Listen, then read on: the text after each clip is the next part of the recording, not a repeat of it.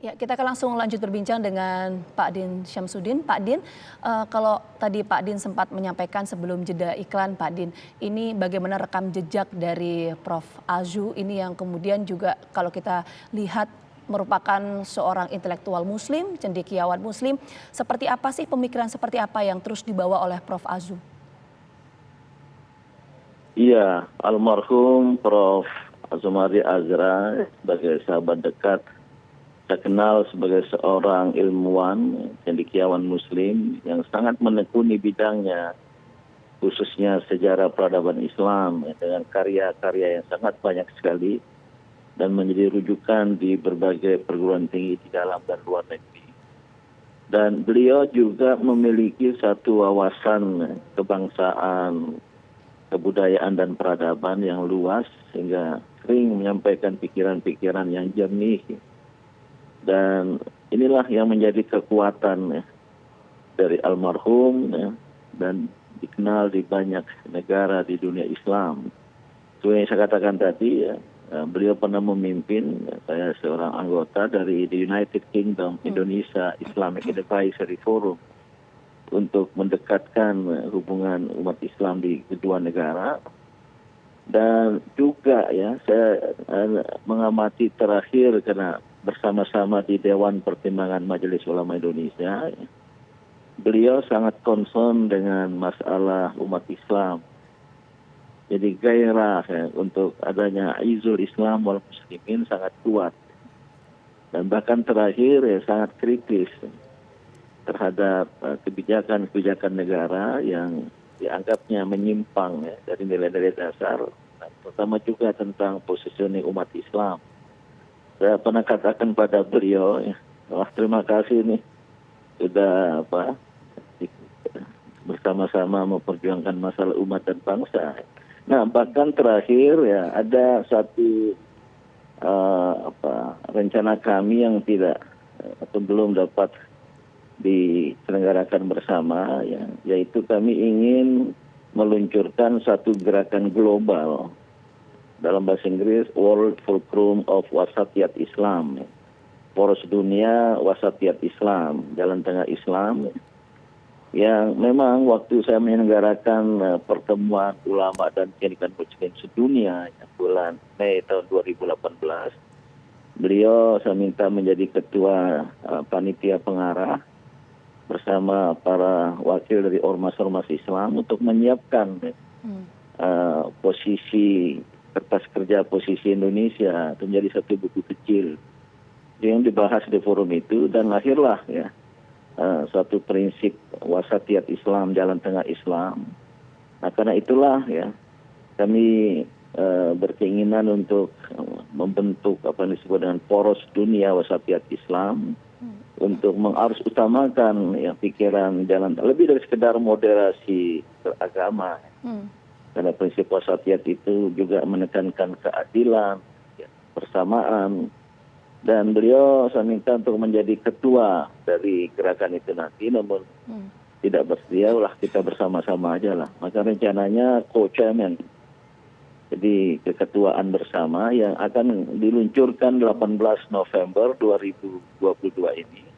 Pada penghujung dari sebuah, insya Allah kami akan adakan the 8th World Peace Forum, Forum Perdamaian Dunia yang ke-8 di UMS, Universitas Muhammadiyah Surakarta, menghadirkan 100 tokoh dunia, cendekiawan, tokoh agama, dan di ujung dari kegiatan itu 18 November sorenya akan kita luncurkan World Fulcrum of Wasatiyat Islam. Satu hari jelang pembukaan Muktamar ke-48 Muhammadiyah di Surakarta nanti. Baik. Sayang sekali beliau tidak bisa bersama karena sudah mendahului kita.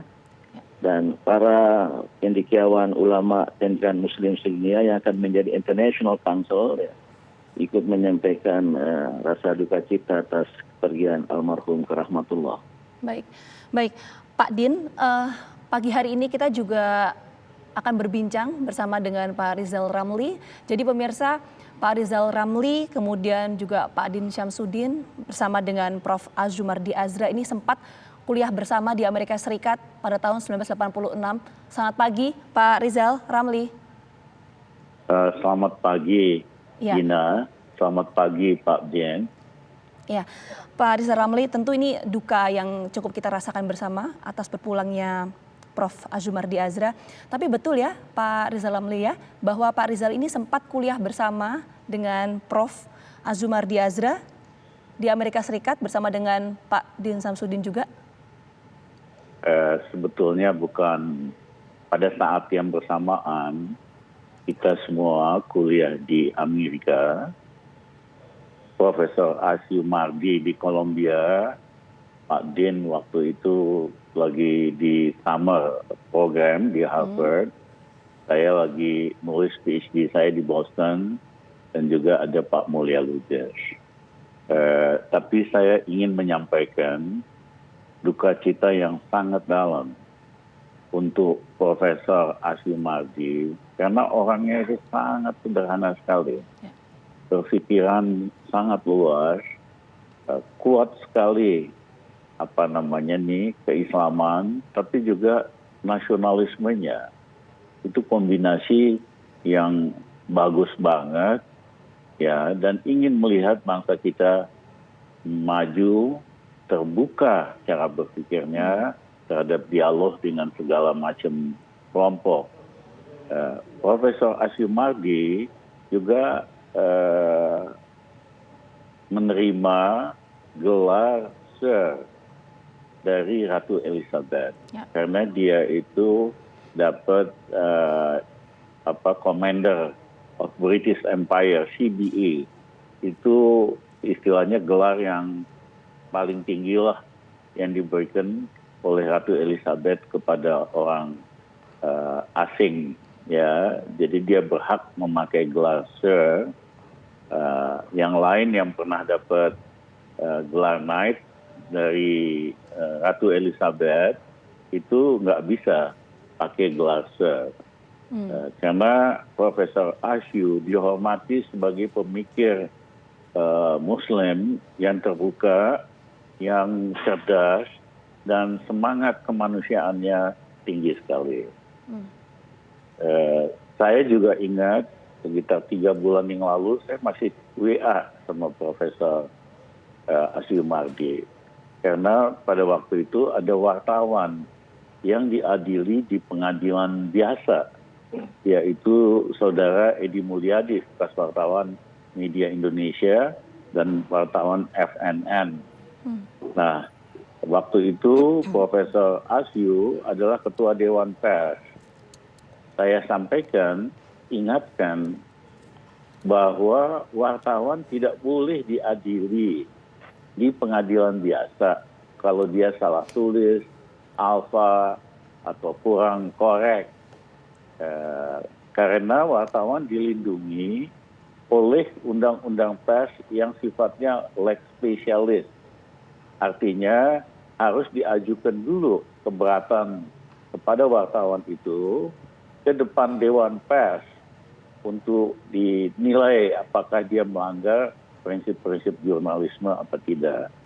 Ya, nah waktu itu Profesor Azu setuju, bahkan mengeluarkan pernyataan atas nama Ketua Dewan Pers bahwa wartawan tulis maupun cetak maupun TV itu dilindungi oleh undang-undang pers yang sifatnya lex specialis. Tidak boleh pengadilan biasa mengadili. Ya, jadi Profesor Azu ini betul-betul komit terhadap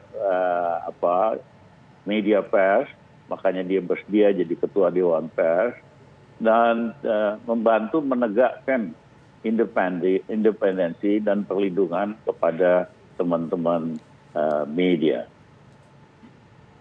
Ya, jadi cukup banyak sekali Pak Rizal Ramli peran dari almarhum Prof. Azumardi Azra, selain juga merupakan cendekiawan Muslim, juga turut concern dalam perlindungan pers, terutama dalam independensi pers, mengawal demokrasi. Nanti kita akan coba berbincang kembali Pak Rizal Ramli dan juga Pak Din, tapi kita jeda dulu sejenak. Breaking News akan kembali hadir saat lagi untuk Anda.